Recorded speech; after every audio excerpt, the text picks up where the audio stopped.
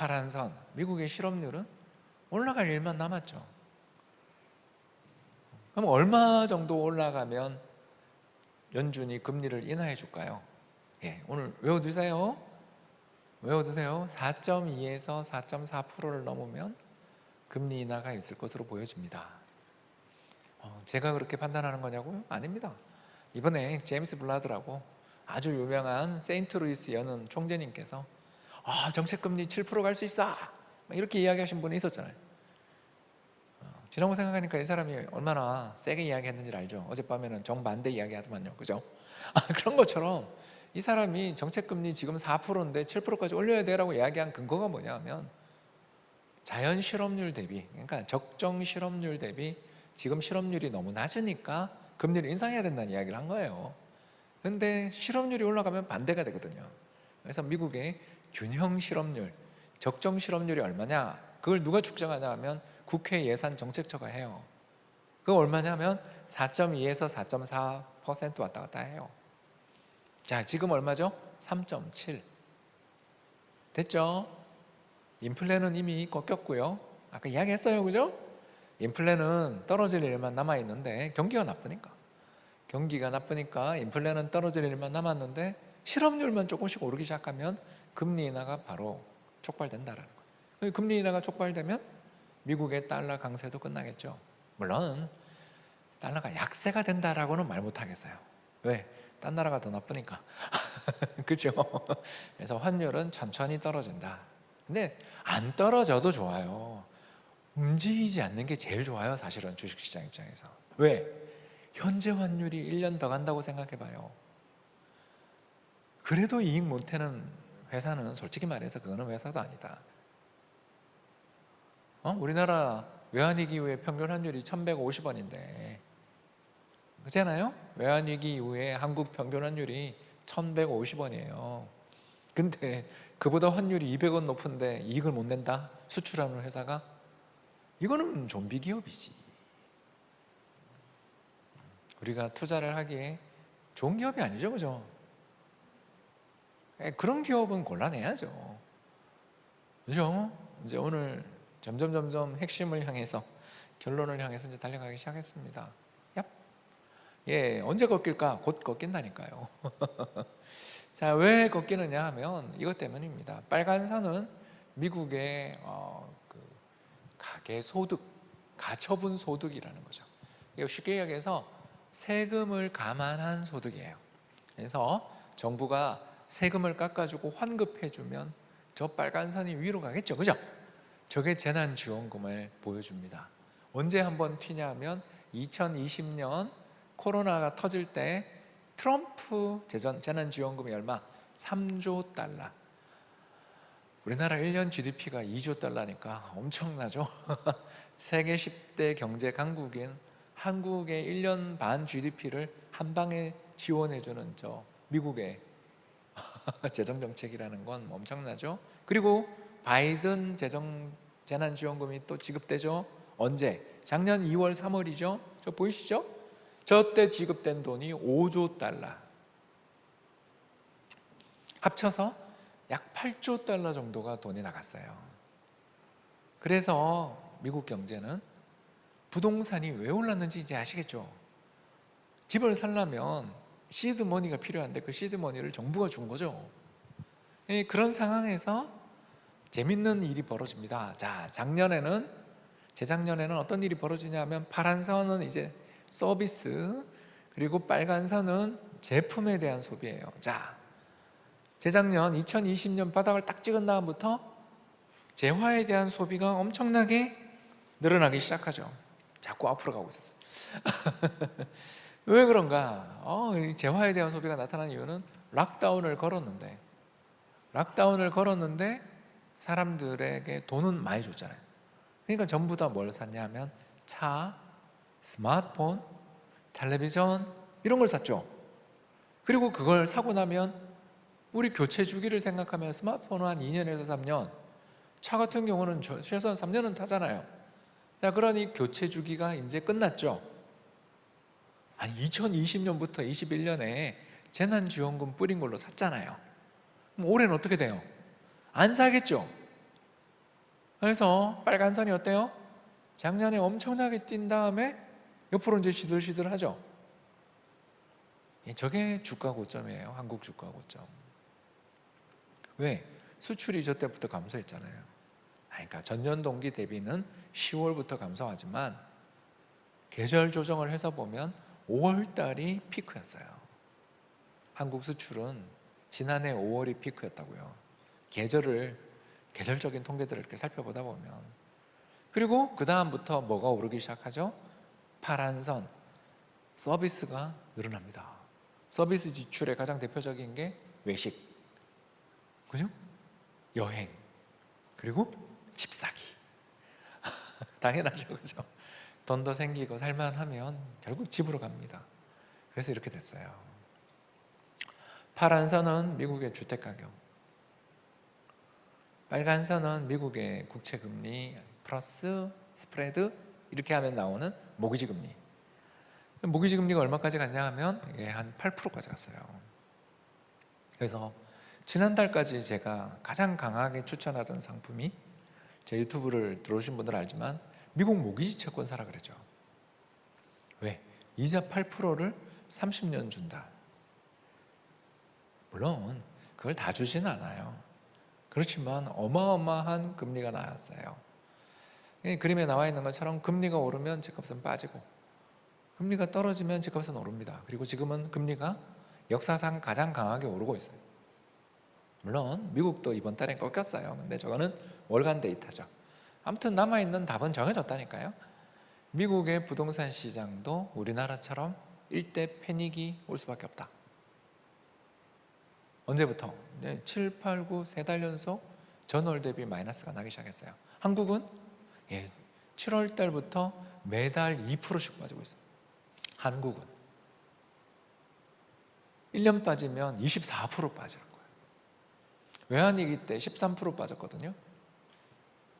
외환위기 때 한국 집값이 13% 빠졌어요. 근데 그보다 더 빠른 속도로 지금 집값이 빠지고 있어요. 왜? 레버리지가 높잖아요. 갭 투자했잖아요. 외환위기 때는 돈을 대출받아 집 사기가 너무너무 힘들었잖아요. 그래서 꼼짝달싹 않고 사람들이 버티면서 집값이 상대적으로 덜 빠졌는데, 이번에는 대부분 레버리지를 썼기 때문에 이자율이 올라가는 순간 버틸 수가 없었던 거죠. 그래서 미국도 그렇고 한국도 그렇고 주택 가격은 상당 기간, 한 6개월에서 1년은 되게 어려워 보여요. 그런 상황이다 보니 뭐 넘어갈게요. 이거 하나만 보시면 될 것 같은데요. 결국 남아있는 건 이제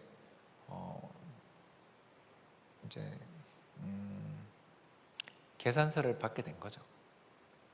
슬프죠. 이제 계산서를 받게 됐어요. 네. 파란 선은 미국의 주택 공급 착공이라고 하죠. 신규 주택 착공. 파란 선이고요. 빨간 선이 미국의 실업률이죠. 우와, 정반대로 가죠. 미국의 경기를 좌우하는 가장 중요한 지표는 제조업과 건설업, 이 두 가지 산업이에요. 왜? 아까 봤잖아요. 서비스는 뒤늦게 움직여요. 그죠? 이해되시죠? 원래 서비스 지출이 후행합니다. 그래서 이런 그림이 나오죠. 그래서 1960년대 후반을 제외하고는 집을 짓는 착공이 줄면 실업률이 폭등합니다. 자꾸 60년대가 나오는데 저 때는 50만 명 이상의 젊은 애들이 군대 갔잖아요. 베트남 전쟁 때문에 수많은 젊은이들이 월남의 정글에서 피를 흘리고 있었기 때문에 경기가 나빠도 실업률이 오르지 않았어요. 저걸 전쟁 경기라고 부르거나 혹은 전쟁의 역설이죠. 근데 이제 지금은 전쟁이 없는 시기를 기준으로 해서 보면 착공이 늘면 실업률은 떨어지고 착공이 줄면 실업률은 올라갑니다. 제조업 경기는 이미 꺾였고 여기다가 지금 건설 경기까지 꺾이고 있으니까 미국의 실업률은 오를 일만 남았죠. 그게 언제쯤? 그걸 모르겠어요. 그죠? 제 생각에는 내년 상반기에 아까 이야기했던 4.2에서 4.4%, 그러니까 역사적인 좀 중요한 포인트, 중립금리, 자연금리, 죄송합니다. 중립 실업률, 자연 실업률 수준에 내년 봄에는 갈 것 같은데, 그게 빨리 가면 빨리 인하해 줄 거고요, 늦게 가면 천천히 인하해 줄 것 같아요, 금리. 이렇게 정리를 할 수 있겠죠. 그래서 실업률 전망까지 하자면, 지금까지 미국 경제가 되게 좋았는데 꺾인 지 언제 계산해 보니까 한 빠르면 6개월, 늦어도 3개월 전에부터 꺾였다. 그리고 그게 꺾인 다음에 한 1년 정도 지나야 실업률이 급등합니다. 원래 실업률은 천천히 움직입니다. 그런 걸 생각해 보면 내년 봄에는 실업률이 급등하지 않겠나 보이는데, 재수 없으면, 운이 없으면 하반기에 오를 수도 있죠. 그럼 금리 인하는 하반기죠. 근데 저는 일단 연준이 이런 데이터를 저보다 더 열심히 보고 있을 거예요. 그래서 제 생각에는 이번 12월이나 내년 2월 정도가 금리 고점인 것 같고요, 상당히 긴 시간이 될지 짧은 시간이 될지 모르지만 금리 인상은 이제 거의 끝났다, 이렇게 보여집니다. 그래서 참고로 이 통계를 발견한 곳이 미국의 연준 사이트에서 발견했는데, 연준도 이걸 잘 알더라고요. 이걸 잘 알아요. 그래서 자기들도 경제 전망할 때 제일 중요한 지표 중에 하나가 신규 주택 착공이다라고 하더라고요. 근데 그건 그거고 액션 하는 데는 시간이 좀 걸릴 거예요. 자, 그래서 빠르면 내년 상반기에 금리 인하 가능성도 있지만, 그냥 마음 편하게 내년 하반기에는 금리 인하가 있을 것 같습니다 정도가 저희 전망이에요. 그러니까 무슨 말이냐면, 내년 이맘때는 지금보다 금리가 낮을 것 같아요 라고 보는 거죠. 그러면 환율도 낮겠죠. 그죠? 무슨 말인지 아시겠죠 이제, 그죠? 그래서 미국 금리가 지금보다 내년에는 이맘때는 낮을 것 같아요. 그러면 달러에 대한 원화 환율도 지금보다는 내년이 떨어지겠죠. 우리 경제가 못나서 환율이 오른 게 아니라 미국만 경제가 좋고 나머지 모든 나라가 나빠서 환율이 오른 거였으니까, 미국도 나빠지면 도토리 키재기가 되니까 달러 강세가 끝나겠죠. 그죠? 정리가 됐는지 모르겠습니다.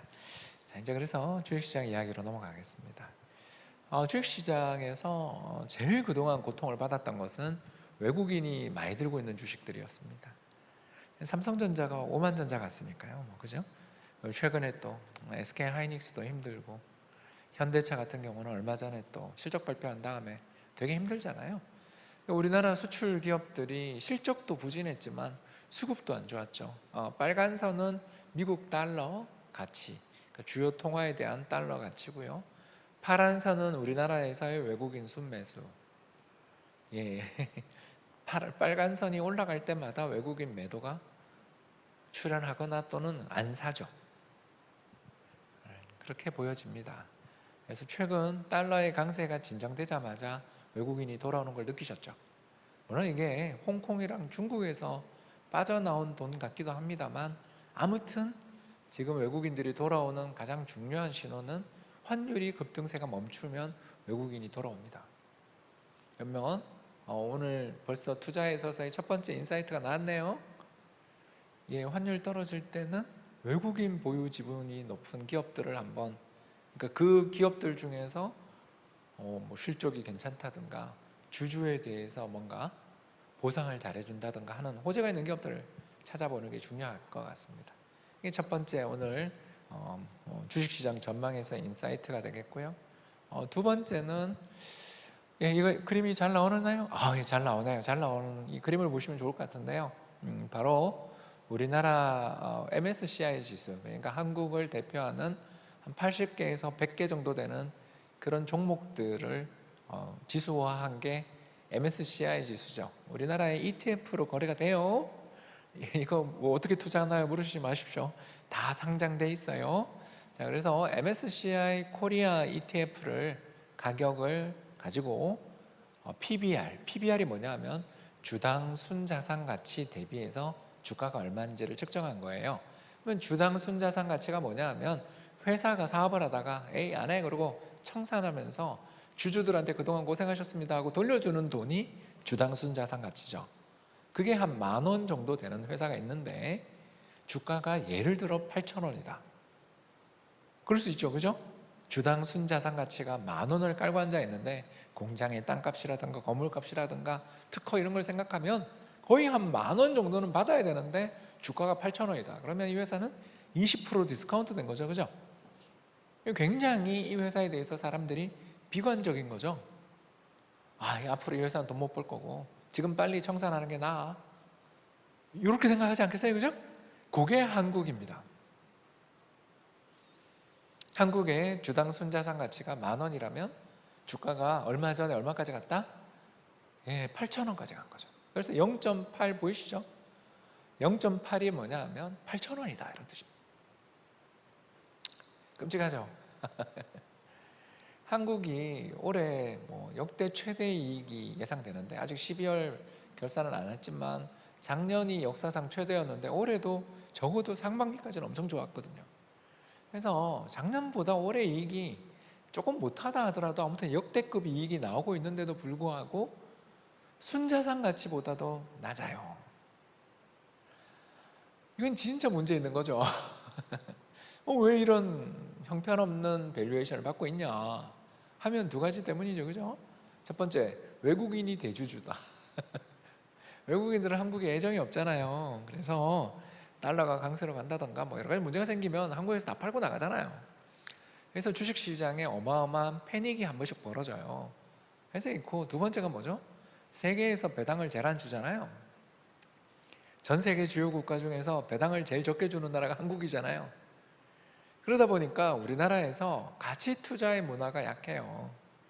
이 회사 주가가 저평가됐습니다 라고 이야기하면서 폭락할 때 좀 사주는 사람이 있어야 안 빠지는데, 우리는 주가가 폭락하는 순간 손절을 친다고요. 좋은 회사라도 손절을 치죠. 왜? 더 빠질 게 보이니까. 그리고 암만 주가가 빠져도 대주주님이 자사주 매입 소각이라든가 배당금 증가 같은 이런 걸 잘 안 해주시잖아요. 그래서 세계 최악의 주주 문화를 갖고 있고, 여기에 외국인 지분율도 높다 보니까 한국은 이런 여러 가지 요인으로 인해서 세계에서 제일 싼 나라라는 평가를 한 20년째 받고 있단 말이에요. 우리보다 밸류에이션 매력이 더 있다, 한국보다 뭐가 더 싸다, 이런 게 얼마 전 홍콩 정도였어요. 홍콩이 얼마 전에 PBR 0.5배까지 갔어요. 시진핑 주석의 3기 연임이 확정된 다음에 홍콩 증시에서 외국인이 빠져나가면서 주식을 던지기 시작하는데 PBR 0.5배 가더라고요. 물론 지금은 거기서부터 한 20% 올랐죠. 아무튼 제가 이야기하는지 뭔지 알겠죠, 그죠? 신뢰가 없는 시장은 싸요.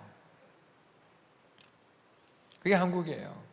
그래서 한국에 주식에 투자를 할 때는 어떨 때 투자를 하면 되냐 하면 해도 너무 싸다 싶을 때 들어가야 되는 거죠. 그게 얼마다? 여기 나와 있잖아요. 80%일 때. 그러니까 주당 순자산 가치가 10,000원이면 8,000원일 때 들어가면 거의 손해를 안 보죠. 그게 9월 말에 8,000원 갔어요. 그리고 지금은 이제 9,000원 정도 합니다. 오늘 보니까. 그래도 싸죠. 역대급 이익이 나는데 9,000원이라니까요. 그러니까 여러분한테 제가 시장에 대해서 편하게 이야기하는 거죠. 지금 사서 1년 뒤에 물릴 가능성은 굉장히 낮다. 이유가 이제 두 가지가 됐죠, 그죠? 첫 번째는 뭐죠? 금리가 떨어진다며. 아까 했잖아요, 그죠? 지금보다 정부 정책 금리가 좀 떨어질 것 같아요. 그러면 성장주가 많은 한국 시장이 좋다고요. 두 번째가 뭐죠? 이제 알잖아요. 역사상 최악의 주가 폭락 사태가 있었던 거잖아요. 외환위기 이후에 거의 최악의 주가 폭락 사태가 올해 9월, 10월 초에 있었어요. 그걸 겪었는데 더 빠진다? 빠질 수도 있죠. 그걸 몰라요. 근데 이 레벨에서 사서 1년, 2년 기다리면 높은 확률로 돈 벌지 않겠냐. 이런 이야기인 거죠. 계속 갑니다. 세 번째. 그러면 추격 매수할 거냐? 그렇지는 않은 거죠. 추격 매수할 거냐? 또 그런 건 아니죠. 왜? PER 밴드입니다. 이거는 이제 기업이 벌어들인 이익 대비 주가가 몇 배냐를 측정한 거죠. 우리나라는 10배가 역사적인 평균이에요. 그러니까 한 해 벌어들인 이익이 1,000억이다 그러면 이 회사의 시가총액은 1조. 여기 우리나라 외환위기 이후에 지금 계속 이렇게 가고 있어요. 근데 주가가 많이 빠졌는데도 불구하고 아직도 10배죠. 왜? 내년 이익 전망이 박살나고 있거든요. 됐죠? 오늘 주식시장 전망 간명합니다.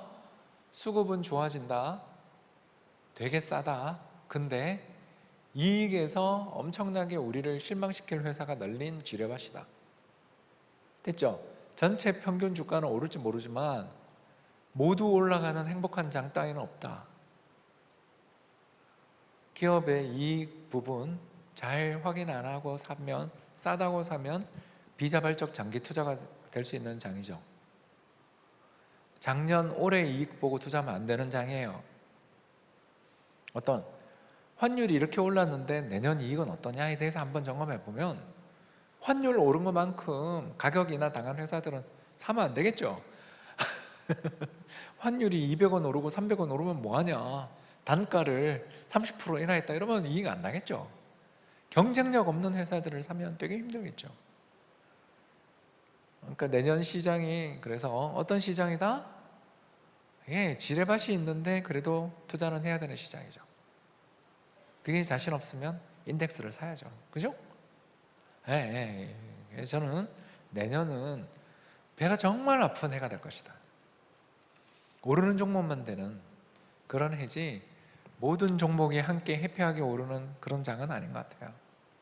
왜? 전체 이익 전망이 저렇게 박살나고 있는데.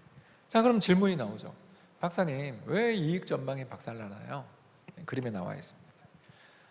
빨간 선이 뭐냐 하면 미국 기업들의 체감 물가입니다. 기업들이 느끼는 체감 물가, 한마디로 말해가지고 가격을 인상하고 싶은데 정말 인상할 수 있는지 없는지를 판단하는 거죠. 근데 저 빨간 선이 50 밑으로 내려왔다. 뭘 뜻하죠? 인하당하고 있다. 물건이 안 팔려서 제품 가격을 인하하고 있다는 뜻이죠. 이해되세요? 이걸 답한 거예요. 100명 중에 50명 이상이 가격 인하하고 있습니다 라고 답한 거예요. 굉장히 기업들이 힘들겠죠. 아니, 이 제품 가격을 몇 년 동안 인상만 하다가 인상이 스탑되고 인하하기 시작했다. 힘들죠. 그러면 그 사람들이 어떻게 하겠어요? 부품업체, 원자재 업체, 벤더를 쫄까요? 풀어줄까요? 자기 제품 가격이 지금 인하당하고 있는데 1차 벤더, 2차 벤더, 원자재 업체들한테 가서 제품 가격 인상해 줄게 그럴까요? 악착같이 가격을 낮추던가 아니면 거래를 끊던가 선택하라 그럴까요? 그죠? 후자죠? 가격을 인하하고 있을 거예요. 그죠? 그러니 우리나라 기업들 파란선입니다. 파란선은 한국 기업의 이익인데 최근에 역사상 최대 이익이라니까요. 지금은. 근데 앞으로의 이익 전망은 어때요? 뚝뚝뚝뚝 떨어지고 있는 중이죠. 얼마까지 떨어질까요? 내년까지 떨어질 것 같죠? 아니, 우리나라 파란선 한국 기업의 이익이 미국 기업의 체감 물가에 한 6개월 후행하죠? 뒤늦게 움직인다고요. 우리가 왜? 수용자. 가격 협상에서 우리가 마음대로 결정을 하고 가격을 움직이는 사람이 아니라 남이 이래라 그러면 뒤늦게 수용하는 사람이에요. 우리는 그래서 슈퍼 을이죠. 갑은 아니잖아요. 잘해봐야 슈퍼 을이지 갑은 아니잖아요. 뭔가 우리나라 기업들이 불황에도 물건 가격을 팍팍 올릴 수 있는 샤넬이나 루이비통 같은 기업들이 아니잖아요. 인정합시다. 그래서 체감 물가가 떨어지고 기업들의 이익은 박살나고 있을 가능성이 있어요. 근데 주가는 오르죠. 이런 장을 저희는 뭐라고 부른다? 금융장세라고 불러요. 실적은 박살이 나는데 저금리 혜택, 환율의 안정 속에서 주가는 오르는 이런 금융장세가 나타날 가능성이 있는 거죠. 근데 언제? 이건 몰라요. 지금 시작됐을 수도 있고 좀 이따 나올 수도 있죠. 저는 투자를 하면서 제가 할 수 있는 것과 할 수 없는 것을 구분하기 시작했는데, 제가 할 수 있는 것은 뭐냐면 한 1년 뒤의 방향, 지금보다 낫냐 나쁘냐, 이런 건 어느 정도 감이 와요. 그래도 물론 확률적으로 감이 오는 거죠. 근데 언제 좋아지냐는 모르겠어요. 왜 그러냐면 정치가 개입되거든요. 우크라이나 전쟁만 하더라도 작년 이맘때 푸틴이 우크라이나 참전할 거고 침공할 거고 그 전쟁 10달이 지나도록 이기지 못하고 패퇴할 거야 라고 누가 전망했다고 칩시다. 전부 다 우리는 이렇게 생각했을 거예요. 아, 이게 야무지게 이상해졌네? 그렇지 않나요? 전쟁을 할 리도 없고 하면 러시아가 두 주면 이긴다며요. 그 사람들 뭐하고 사나 모르겠어요. 이런 정치 군사적인 문제는 저희들 아무것도 모르잖아요. 제가 뭘 알아요. 그렇기 때문에 언제 정말 인플레가 꺾여서 언제부터 주가가 좋아질 거냐 물으면 저는 지난 9월 말 10월 초가 바닥 같아요 라고 말할 수 있을 정도지, 언제부터 본격적인 랠리가 시작된다라고 말하는 건 잘 모른다는 거죠. 그냥 내년 이맘때는 지금보다 주가가 올라가 있을 겁니다. 내년 이맘때는 지금보다 금리가 떨어져 있을 겁니다는 알겠는데 언제 떨어지냐는 잘 몰라요. 타이밍까지 알 수 있으면 정말 좋은데 그럴 능력은 안 주셨더라고요. 따라서 저희 전망은 아주 간명해요. 좋아진다. 근데 가는 길이 험난할 거다. 왜? 실적 전망이 박살나고 있어서 그렇다. 이런 이야기가 되겠고요. 그러면 어떤 지뢰밭이 앞으로 있을 것 같냐? 이런 이야기를 이제 조금 해보겠습니다. 첫 번째 지뢰밭은 우리나라 정부 정책의 리스크가 좀 있죠.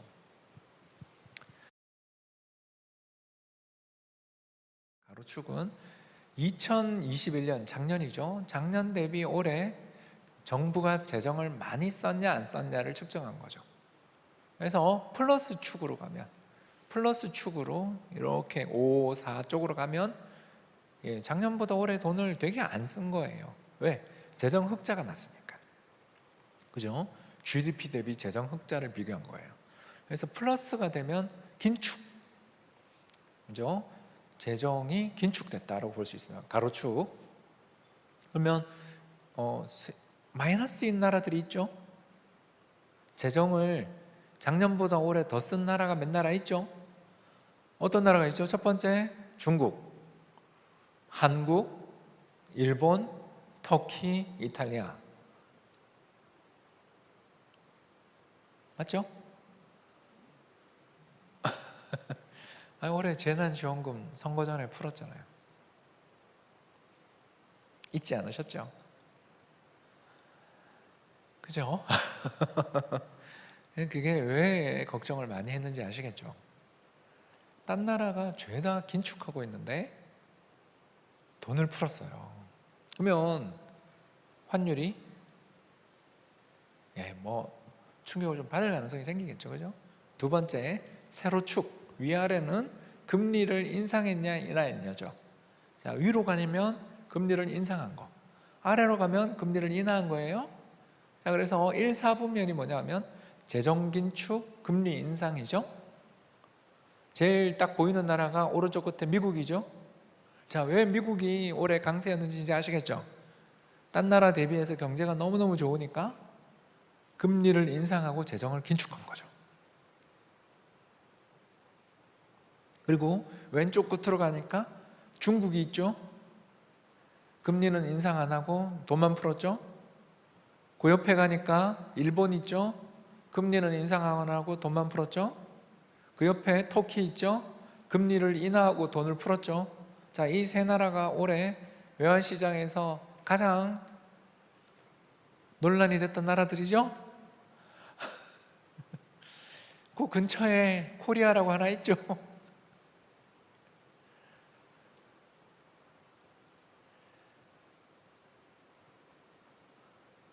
참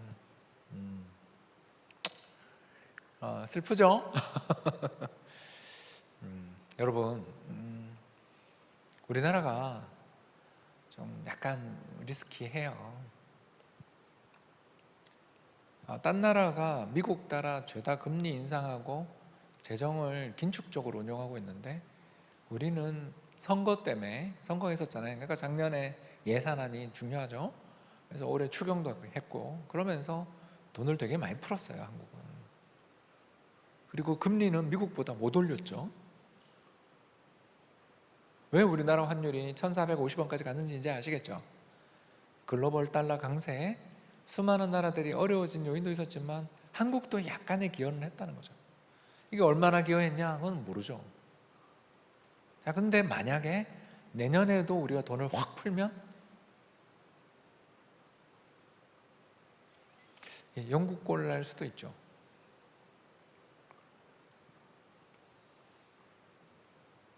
그죠? 조심해야 되겠죠, 그죠? 그러니까 나라가 망한다 이런 이야기가 아니라 약간 올해 우리가 위태위태했어요. 우리는 모르고 지나갔지만 조금 위태위태했어요. 이런 상황이라는 점을 알고 정부가 정책을 써야 된다. 그러니까 지금 함부로 돈을 풀기는 어려워요. 왜? 돈 푼 나라들이 다들 환율이 급등하고 금융시장이 힘들었어요. 당장 영국이 그랬죠. US 옆에 UK 있잖아요. 영국이 트러스 총리가 저 재정을 쓰겠다 하면서 오른쪽 왼쪽에서 왼쪽으로 그래프의 왼쪽으로 딱 갈라 그러니까 거의 금융위기가 발생했죠. 영국 망할 뻔했단 말이에요. 영국도 돈 혼자 풀라 그러다가 망할 뻔했는데 한국이 할 수 있냐? 이런 걸 잘 생각하셔야 되는 거죠. 이제 두 번째로 가겠습니다. 중국이 걱정이죠. 사실 이게 제일 걱정입니다. 빨간 선은 미국과 중국 간의 금리 차, 그리고 파란 선은 환율이죠. 어떤가요? 미국이, 여러분 아주 편하게 하자고요. 미국이 4% 이자를 주고 중국이 4% 이자를 줘요. 자, 여러분 같으면 어디다 돈을 맡기겠습니까? 미국이죠. 안 그렇습니까? 저라면 금리 한 2%는 더 줘야 중국을 고민할 것 같아요. 이게 신용의 차이예요. 저는 미국에 4% 이자짜리 채권을 사면 마음이 편할 것 같은데 중국에 4%짜리 이자를 주는 채권을 샀으면 늘 중국 관련 뉴스를 점검할 것 같아요. 왜 그러냐고요? 그거는 마윈 회장님한테 물어보세요. 아무튼 간에 중국 최고 부자조차 연금 상태도 한 번씩 들어가고 그러는데 뭘 믿고 우리가 중국에 똑같은 이자를 주는 중국에 돈을 맡기겠어요? 따라서 이 나라 두 나라에서의 금리를 할 때는 중국이 미국보다 거의 금리를 몇 프로 더 줘야 중국에 투자를 할 겁니다. 근데 지금 미국과 중국 간의 금리 차가 이제 거의 0이죠. 미국이 계속 금리를 인상하니까. 자, 그러니까 파란선 환율이 뜨죠. 그런데 오늘 아침 브레이킹 뉴스로 블룸버그에 떴는데 아침에 일어나서 보는데 중국이 금리 인하를 고려하고 있다는 뉴스가 떴어요.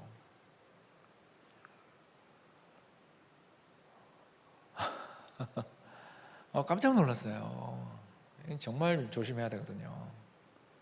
여러분 다시 미국 금리가 4%인데 중국 금리가 3%가 된다면 이제는 중국에서 돈을 빼겠죠. 안 그래요, 여러분?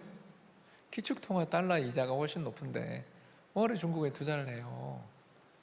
즉 중국이 지급 준비율을 인하한다는 등 여러 가지 금리 인하의 신호가 나오면 이게 뭘 의미하는 신호가 될 수 있냐면 환율 상승을 용인하겠다는 신호처럼 보인단 말이에요.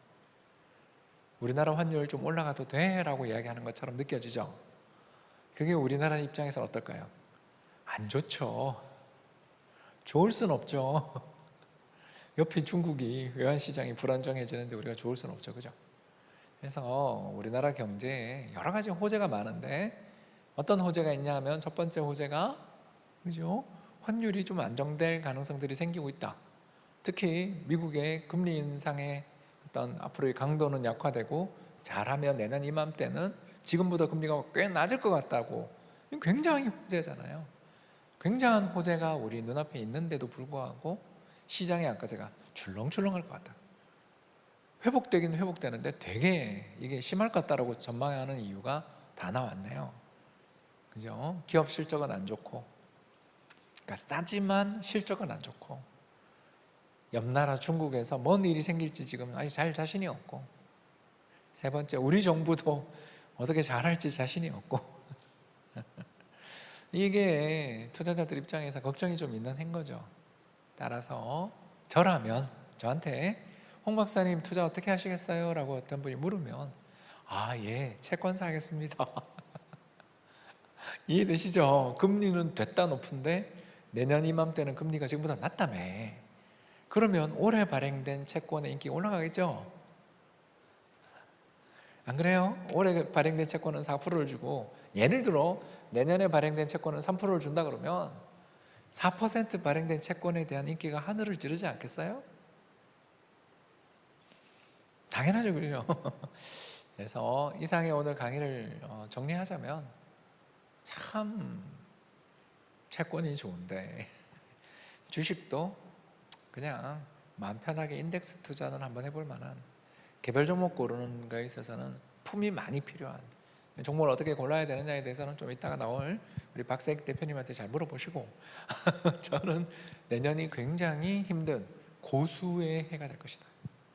그러니까 오랫동안 시장에 참가했던 정보력이 뛰어난, 멘탈 관리가 잘 뛰어나신 분들은 내년에 되게 좋은 해인데, 정보력이 약하거나 자기 자본이 부족해서 멘탈 관리가 좀 안 되거나 레버리지를 쓴 분들은 내년에 쉽지 않다.